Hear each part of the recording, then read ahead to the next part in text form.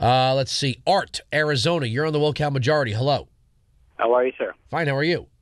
Good. First-time caller. Actually, kind of second-time listener. And I was just kind of chimed in here, caught the tail end of the last caller. And I thought I'd call in with my own sentiment about capitalism. I am a Democrat, although going to independent here pretty soon.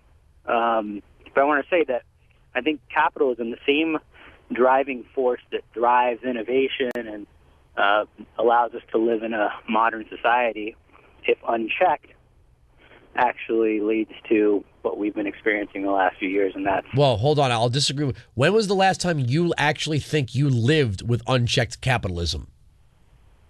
When I personally? Yeah. I haven't. I actually, nobody alive has, because Woodrow Wilson put that to bed in 1913. I'm so not sure I understand. we have not had,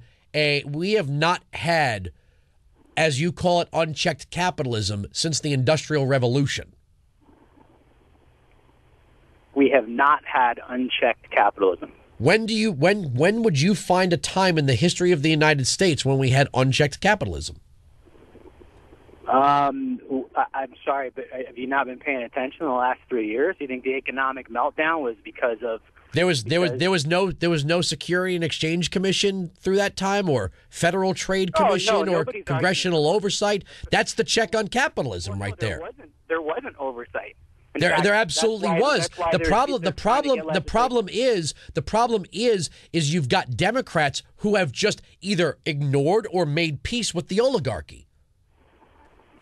All those Goldman Sachs bankers weren't giving money to Republicans, sir. I'm sorry, my phone was breaking up. What was that? All those Goldman Sachs bankers were giving money to Democrats. And it's not an opinion thing. They were giving money to everybody. They were giving them mostly to Democrats. Do you know who John Corzine is? The former governor of New Jersey? He was the CEO of Goldman Sachs. Big liberal We have unchecked. That's not unchecked capitalism, sir. Unchecked capitalism would mean that there was no such thing as a regulatory agency.